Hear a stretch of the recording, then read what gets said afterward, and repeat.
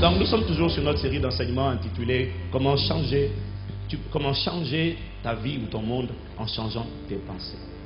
Je voudrais que tu dises encore à quelqu'un à côté de toi, tu peux changer ta vie en changeant juste tes pensées.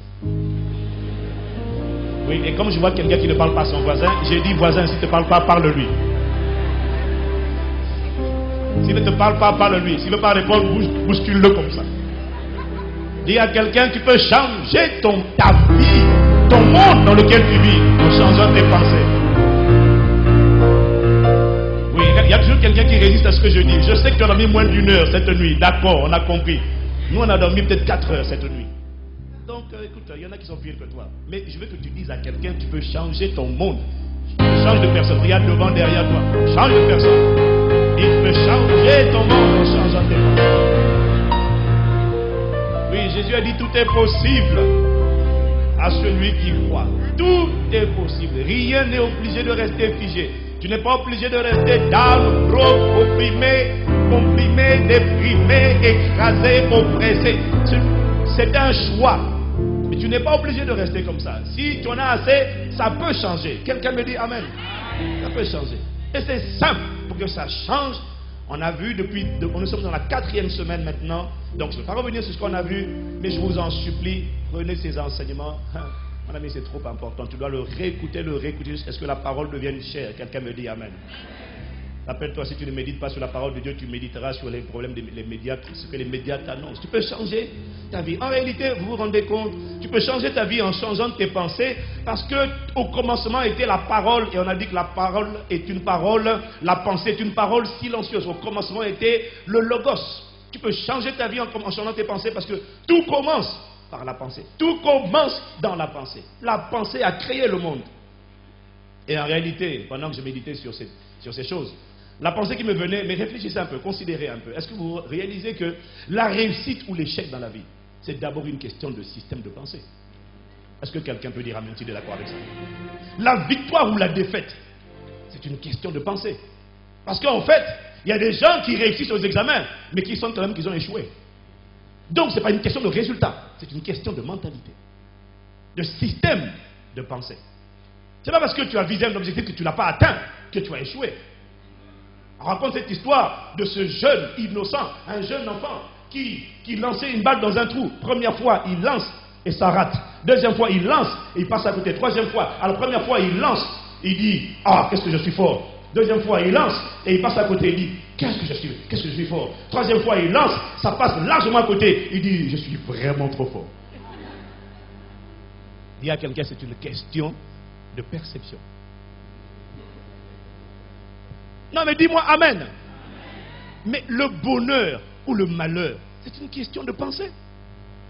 Le bonheur ou le malheur n'a rien à voir avec ce qui se passe. Ça a tout à voir avec ce que tu penses. L'amour ou la haine n'a rien à voir avec. Mais l'amour ou la haine n'a rien à voir avec les sentiments. Je n'aime plus ma femme. L'amour a voyagé, il est parti où? Mais l'amour n'a rien de sentiment. Comme disait le pasteur Cambry, les sentiments toujours. Le sentiment, j'ai bien aimé ça. L'amour ou la haine, c'est une question d'abord de pensée. Après, la pensée impacte, la pensée détermine l'attitude. Dis Amen. Mais l'attitude vient de la pensée. Comment est-ce que je me comportais vis-à-vis de cette personne? Tout dépend de ma pensée. Donc l'amour ou la haine, ce n'est pas une question de sentiment ou d'émotion. Ça n'a rien à voir. Je n'aime pas ma femme parce que je sens que je l'aime. J'aime ma femme parce que j'ai décidé de l'aimer. Il n'y a que les femmes pour dire ah, oui, moi, vraiment, faut m'aimer. Le bonheur ou le malheur n'a rien. Le bonheur ou le malheur, c'est une question d'attitude, de pensée et donc d'attitude. Quelqu'un me dit Amen. Ah, mes amis, tout commence avec la pensée. La pauvreté ou la richesse, c'est une question de pensée. Ce n'est pas une question de portefeuille ou de compte bancaire. Tu prends tous les comptes bancaires de tous les millionnaires, les milliardaires de la terre, tu les donnes dans les mains de tous les plus pauvres. Au bout de quelques temps, l'argent va faire un retour vers les poches et les comptes bancaires des mêmes milliardaires. Pourquoi? Ce n'est pas une question de compte bancaire ou de portefeuille. C'est une question de système de pensée. Quand un pauvre a l'argent, il pense consommation. Quand un riche a l'argent, il pense investissement. C'est une question de pensée. Quelqu'un me dit Amen. Dis avec moi, tout est possible à celui qui croit. Tout est possible à celui qui croit, ça veut dire tout est possible à celui qui a la foi. Or, on reconnaît ce que tu crois à deux choses. Le pasteur Sanogo nous a rappelé des principes fondamentaux sur la foi. La foi a deux volets. A un volet intérieur et un volet extérieur. Le volet intérieur s'appelle les pensées dominantes. Parce que la pensée précède l'action. Si tes pensées sont conquises, tes actes, ton attitude et tes actions seront conquises. Il y a un volet intérieur dans la foi. Ce sont les pensées. Et le volet extérieur, ce sont les actes que tu poses. Les attitudes et les actes, c'est ce qu'on appelle la démonstration. Donc, je pourrais dire différemment en disant simplement que le mécanisme par lequel tes pensées dominantes influencent ton attitude et tes actions, ce mécanisme s'appelle la foi. Qu'est-ce que c'est que la foi? Hébreux 1, verset 11 nous dit, la foi est une ferme assurance des choses que l'on... est une ferme assurance des choses que l'on espère. Ça veut dire que, au départ, le volet intérieur, c'est d'abord, tout se passe dans les pensées. La foi est une ferme assurance des choses qu'on espère. Ça veut dire qu'il y a des pensées qui sont contrôlées, qui sont envahies à l'intérieur de moi par une image mentale ferme, inamovible, figée, qui ne vacille pas et qui est là en permanence. C'est ça, la foi. Ça commence par quelque chose que je vois lorsque je ferme les yeux et qui ne bouge pas. Ferme assurance des choses qu'on espère. Et une démonstration de ce qu'on ne voit pas par les cinq sens. Donc on ne peut pas dissocier la foi. On ne peut pas dissocier la foi des pensées. Puisque la foi, ce qui révèle ta foi, c'est d'abord tes pensées dominantes. Est-ce que vous me suivez? Est-ce que vous me suivez? En réalité, je vais vous dire une chose ce matin. Le thème de mon message, c'est comment développer votre foi pour changer votre monde. C'est le thème de mon message. En réalité, tout le monde a la foi. En quelque chose, en une personne, en une chose ou en un système. Tout le monde a la foi. C'est-à-dire, tout le monde possède une ferme assurance d'une pensée dominante et il le démontre par les actes qu'il pose au quotidien. Tout le monde a la foi. Il y en a qui vous disent, moi, je n'ai pas la foi, je ne crois que ce que je vois, c'est faux. Tout le monde a la foi parce que j'ai compris en réalité que l'esprit humain, puisque tu es un esprit, tous les êtres humains marchent par la foi. Tous ont la foi. Après, on dira quelle foi. Mais tous ont la foi. En une personne, en une chose ou en un système. Les athées, ceux qui ne croient pas en Dieu, ont une ferme assurance que Dieu n'existe pas. Et donc, ils ne s'attendent à rien de sa part. Et ils démontrent par leurs actes qu'ils sont totalement aveugles. Une démonstration de l'aveuglement. Les consommateurs, vous allez en France et en Europe, ont une ferme assurance dans la norme CE ou NF, norme française. Et ils démontrent ce qu'ils ne voient pas par leurs actes. Dès qu'on met un produit NF, norme française, ou CE, ça suffit pour qu'ils se sentent rassurés. Est-ce que je mens? Même quand quelque temps après, on retire le produit, on dit, ah, il y a une intoxication, il y a un défaut de fabrication. Mais ils ont eu confiance. Pourquoi? Parce qu'ils ont vu NF ou CE. Est-ce que quelqu'un me suit? Il y en a qui disent, non, moi je ne... Tout le monde a la foi. Il y en a qui disent, moi je ne crois qu'en l'homme, les humanistes. Je ne crois qu'en l'homme. Et l'ironie de ce système qui repose sur la foi en l'homme, est que les chercheurs et les décideurs vous valident des produits dont ils découvrent demain qu'ils sont nocifs ou simplement dangereux pour la santé des populations. Vous prenez les téléphones portables, les pesticides, etc. Au final, ce que je veux dire, c'est que tout le monde a la foi en un système, en une personne ou en une chose. L'homme ne peut pas fonctionner sans la foi. Les incroyants prétendent fonctionner uniquement par les cinq sens. Je ne crois que ce que je vois. Faux! Tu as quand même la foi. Qu'est-ce qui te garantit que la canette que tu as achetée où c'est écrit Coca-Cola contient du Coca-Cola? Tu étais là? Est-ce que quelqu'un me suit? qu'est-ce qui te garantit que cette télévision ou ce rasoir que tu as acheté parce que tu as eu confiance dans NF ou CE, qu'est-ce qui te garantit que ce rasoir ou cette télé ou cet appareil marche? Parce que mon ami, va au Nigeria. Même pas au Nigeria. J'ai été en Côte d'Ivoire. J'ai acheté un rasoir. Non, ce n'est pas la faute de l'Ivoirien. Ce n'est pas ce que j'ai dit. Ce n'est pas ce que je dis. Je dis, j'ai été en Côte d'Ivoire. J'ai acheté un rasoir neuf bien emballé. Je l'ai ouvert, je l'ai branché, le rasoir de fond. Il n'y avait rien. Il s'allume, mais il ne rase pas.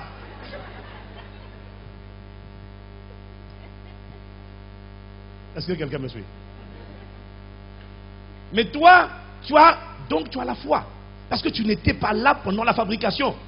Tu te dis, tu te bases sur le fait que quelqu'un a vérifié. C'est ce qu'on appelle le contrôle qualité. Quelqu'un a vérifié, et s'il a vérifié, il a certifié, donc c'est bon. Mon ami, est-ce que tu sais qu'il y a des pays, même quand on a vérifié, validé, la corruption est passée par là, on a mis un tampon sur quelque chose qui n'était pas bon. Et tu crois que c'est pas en Afrique? C'est pas qu'en Afrique, mon ami, ici, là aussi. L'argent parle, l'argent parle. Qu'est-ce qui te garantit qu'en prenant le taxi, ou en prenant l'avion, ou en prenant le train, celui-ci te conduira à la destination que tu désires? Tu n'en as aucune assurance. Qu'est-ce que tu fais? Tu as la foi. Tu as la foi dans Air France. Tu as la foi dans la SNCF. Tu te dis, ce sont sûrement des gens de bon sens. Parce que, écoute, ils sont audités. Normalement, ils sont censés fournir la prestation de service qu'on a payée. Mon ami, il y a des pays.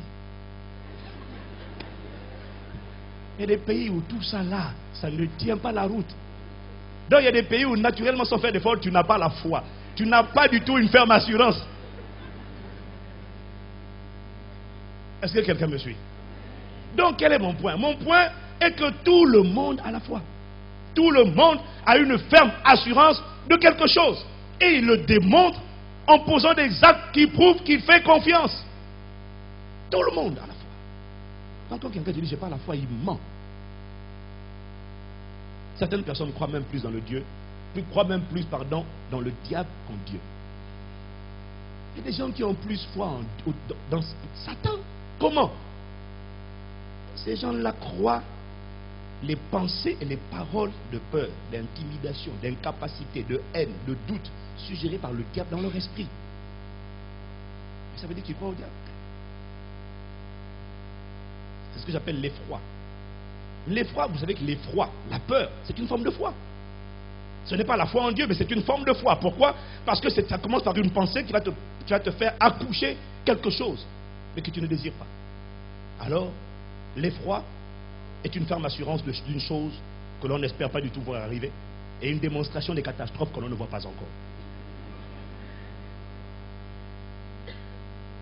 Donc, tout le monde croit. Dis à quelqu'un, tout le monde croit. Tout le monde a la foi. Il y en a qui ont foi dans le médecin. Ce que le médecin dit est parole d'évangile. Le médecin a dit. Et donc tu as foi dans le médecin. Est-ce que vous me suivez? Il y en a qui ont foi dans la science. La science dit. Ah bon? Les scientifiques disent. Le préservatif. Non, j'ai envie de venir dessus, ça m'amuse trop là. Non, il faut que je vienne dessus, il faut que je fasse une petite virée dessus, puis je reviens sur mon message, j'aime trop ça. J'écoute là, on essaie de vous oppresser et de faire peur à tout le monde. Dès que tu dis, mais le préservatif, attention, l'évêque d'Orléans a dit ça, un tel a dit ça. On est en train de faire la chasse aux gens qui vont oser dire quelque chose contre le préservatif. Je n'ai rien à dire contre le préservatif, mais j'ai quelque chose à dire en faveur de l'abstinence. Parce qu'au final, la meilleure manière d'être sûr de ne pas choper cette affaire de sida, c'est de se préserver. C'est tout. Quelqu'un me dit amen. Amen. Tu me diras, et la transfusion sanguine? Je te démontrerai d'ici quelques semaines que la nouvelle création a son corps totalement changé. Et que ce qui rentre dans ton sang n'a pas le pouvoir de te polluer. Je te le démontrerai. Je te le démontrerai. Rien qui entre dans mon sang, virus, n'a le droit de me tuer. Rien. Je te démontrerai que ma vie n'est pas dans mon sang, elle est dans mon esprit qui est uni avec le Saint-Esprit. Je te le démontrerai. Le problème, c'est que tu seras toujours fait selon ta foi. Si tu crois, tu le verras. Quelqu'un me dit amen. Dis à ton voisin, tout le monde croit.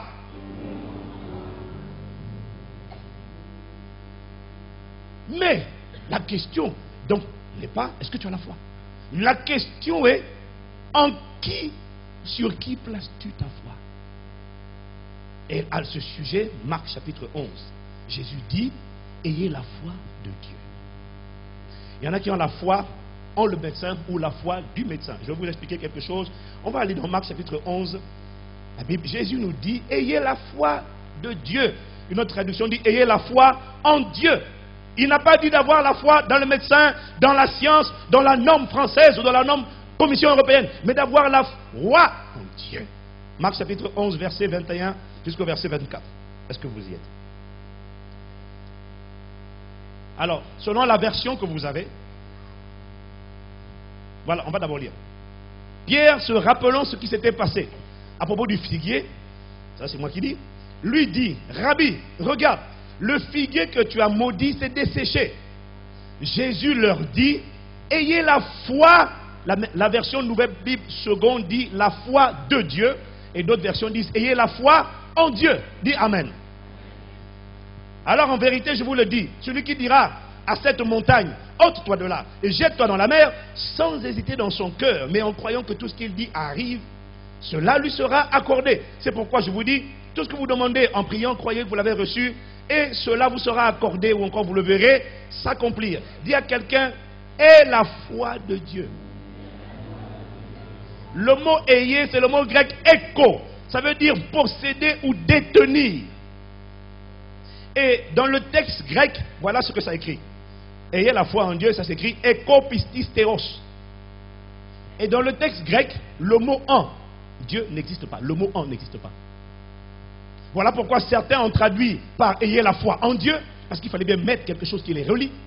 Il y en a, voilà pourquoi d'autres ont traduit ayez la foi de Dieu. Mais la plupart des traductions anglaises disent ayez la foi de Dieu. Et je préfère celle-là. Et la Nouvelle Bible du second, qui a été la dernière amélioration de lui second, dit ayez la foi de Dieu. Ah, dis avec moi, je veux la foi de Dieu. Dis Amen, je t'en supplie. Ayez la foi de Dieu.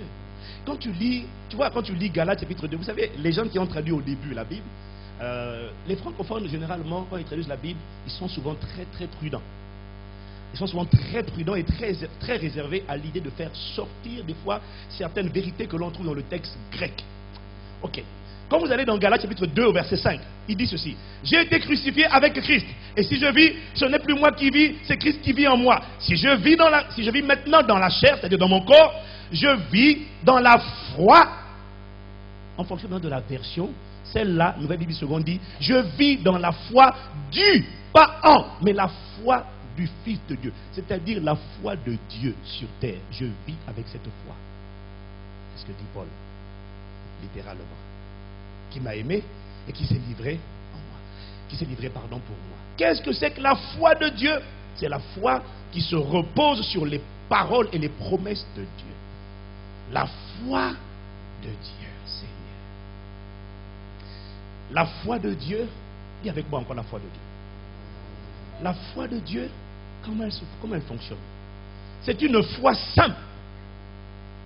Et c'est ce que Jésus explique. Il dit, regarde, il dit le contexte. Verset 21, il dit, Jésus leur dit, après avoir fait sécher le figuier en moins d'une journée, les disciples étaient surpris. Jésus leur dit, mais écoutez, ayez la foi de Dieu.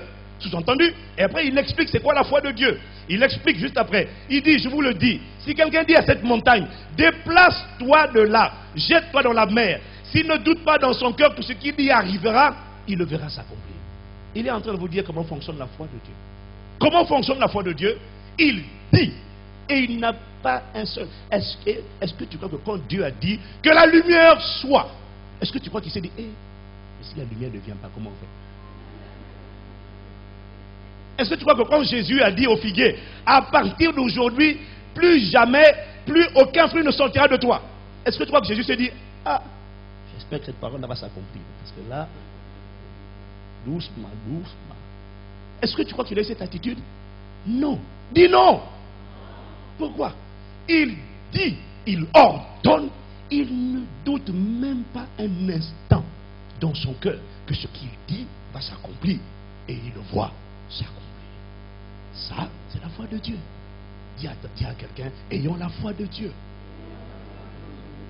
Et la Bible dit, c'est par cette foi que Dieu a créé les mondes, l'univers. Rien n'existait. Dieu a parlé et les choses ont été manifestées. Elles n'existent, en fait, elles ne se voyaient pas. Il les a fait sortir de l'invisible au visible. Comment? Par une parole. Ça, ce sont les caractéristiques de la foi de Dieu. Alors, j'entends quelqu'un qui me dit, oui, mais comment je fais pour avoir la foi de Dieu? Qui se pose la question? Comment je fais pour avoir cette foi qui déplace les montagnes? Comment je fais? J'ai une bonne nouvelle pour toi. Tu l'as déjà. Oui, je sais, tu me regardes comme ça parce que tu dis il dit alors là j'ai du mal à te croire. Tu l'as déjà.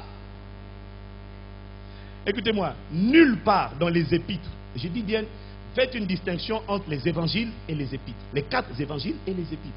Nulle part dans les épîtres, dans la personne qui a reçu. Si tu n'as pas reçu Jésus, ça ne s'adresse pas à toi, c'est vrai. Mais si tu as reçu le Seigneur, nulle part dans les épîtres, on vous demande d'avoir la foi. Nulle part. On nous demande de grandir dans la foi, de nous fortifier dans la foi, de tenir ferme dans la foi, mais nulle part on te demande d'avoir la foi. Pourquoi?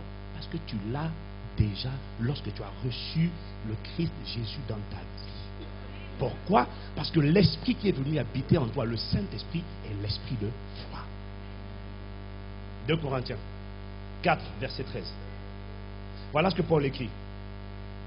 Nous sommes animés de ce même esprit de foi dont il est question dans cette parole de l'Écriture. J'ai cru, voilà pourquoi j'ai parlé. Nous aussi nous croyons et c'est pour cela que nous parlons. Nous sommes animés de ce même esprit de foi. Si tu as reçu Jésus-Christ, tu as reçu l'esprit de foi. Romains chapitre 12 verset 3. Je lis avec la version Nouvelle Bible seconde. Romains chapitre 12 verset 3. Est-ce que vous me suivez toujours? Voilà ce qu'il écrit. Il dit, par la grâce qui m'a été accordée, je dis à chacun d'entre vous de ne pas avoir de prétention excessive, mais de tendre à vivre avec pondération, chacun selon la mesure de la foi que Dieu lui a donnée en partage. Alors, je sais que quand vous allez lire ce texte dans les différentes traductions, vous n'allez pas forcément le comprendre, hein, parce qu'il y a la version, lui, seconde classique, dit, selon la dernière phrase dit, selon la mesure de foi que Dieu a départie à chacun de vous. Mais je vais vous dire, parce que je suis encore allé rentrer dans le texte en grec, je vais vous dire ce qu'il dit littéralement. Il dit en grec, en fait, et l'anglais l'a mieux traduit, il dit, Dieu a donné à chacun d'entre vous la mesure de foi. Voilà, point final. Dieu a donné à la nouvelle création la mesure de foi. Donc, tu as une mesure de foi que tu as reçue lorsque tu as accepté Jésus-Christ dans ta vie. Le Saint-Esprit est venu habiter en toi. Le Saint-Esprit est l'esprit de foi. La mesure de foi a été donnée à chacun d'entre nous. Certaines versions disent la même mesure de foi. D'autres ne le disent pas. Mais d'autres disent la même mesure de foi. Qu'importe. Tu as la mesure nécessaire. Dis Amen. Alors, au cas où tu douterais, je te pose une question. Comment as-tu reçu Jésus-Christ dans ta vie? Tu l'as vu? Tu l'as reçu comment? Ok. Comment est-ce que tu fais pour prier un Dieu que tu ne vois pas, que tu ne sens pas, que tu ne touches pas? Tu le fais comment? Comment tu fais pour savoir, c'est-à-dire pour avoir la connaissance que Dieu... Ok, question. Qui croit que Dieu est réel? Ah bon? Vous le croyez vraiment? Non, Paul dit, c'est ça, tu as la foi déjà. Dis-moi Amen. Comment tu sais que la Bible est la parole de Dieu? Tu étais là quand elle a écrite? Tu le crois comment? Par la foi. C'est pour ça que tu es là. Mais dis-moi Amen. C'est pour ça que nous sommes tous là. Nous avons tous une mesure de foi. Sans avoir touché, goûté, écouté physiquement. Sans avoir vu. Peut-être que toi tu as vu un ange. Moi je n'en ai jamais vu. Peut-être que toi tu as vu un flash, une lumière resplendissante comme le soleil. Moi je n'en ai jamais vu. Mais I believe in God Almighty. Je crois en Dieu. Je suis fier de croire. Sans l'avoir palpé, vu par mes sens, je sais. Tu ne peux pas me dire Dieu n'existe pas. Non, gars, c'est pas possible. Je te dis Dieu est réel. Alors oui, cette foi est petite. C'est vrai. Mais Jésus a dit dans Matthieu 17, verset 20, qu'elle permet de déplacer des montagnes. Même quand elle est petite, comme un grain de sénévé, elle permet de déplacer des montagnes. Est-ce que vous me suivez? Non, dis avec moi, j'ai reçu la mesure de foi. Oui, tu l'as. Tu l'as reçu, mais tu ne comprends pas. Je te dis que tu l'as. Tu l'as reçu. Je vois les regards des gens, mais ils sont perplexes. Tu l'as reçu. Dès lors que tu crois que Jésus est né d'une vierge, tu as la foi de Dieu. Dis Amen. Non. La réalité, c'est qu'au début, elle est petite. Dieu ne donne jamais grand au début. Il donne toujours petit. Il donne un être humain et puis il remplit la terre avec des milliards et des milliards d'êtres humains. Dieu commence toujours avec dit, la foi que Dieu te donne au début est une foi qui est petite. Mais Jésus dit, même si elle est petite comme un grain de sénévé, elle suffit à déplacer les montagnes. Écoutez, est-ce que vous savez qu'il y a des gens qui viennent d'accepter Jésus? Je dis bien les gens qui viennent, pas les gens qui sont cocobars. Les gens qui viennent d'accepter Jésus, vous savez qu'une fois qu'on les booste, tu les motives, tu les challenges, ils sont plus faciles à inciter à l'action que plusieurs anciens dans la foi. La plupart d'entre nous, quand on s'est convertis, on était en feu, on était zélés. Est-ce que c'est vrai? Mais tu avais la foi. Mais beaucoup d'entre nous, moi j'ai chassé les démons quelques mois après ma conversion. Je suis né de nouveau dans un environnement où chasser les démons n'était pas un mystère. C'était classique. J'ai commencé, t'inquiète pas, j'ai pas commencé par les gens, j'ai commencé par moi-même. Ceux qui oppressaient ma vie, je les ai tous foutus dehors du premier au dernier. C'est pour ça que tous me connaissent maintenant. Ils peuvent dire, Paul on connaît, Jésus on connaît, Ivan aussi on connaît, lui grave. Dès qu'on leur enseigne, ces nouveaux convertis là, quand tu leur enseignes que tout est possible, impose les mains aux malades, gars je l'ai fait. J'allais, il y a un malade, viens, et puis Dieu guérissait. Quelqu'un me dit Amen. Donc à la nouvelle naissance, tu as une petite foi, mais cette foi, tu as réussi à opérer. Et il y a beaucoup d'entre nous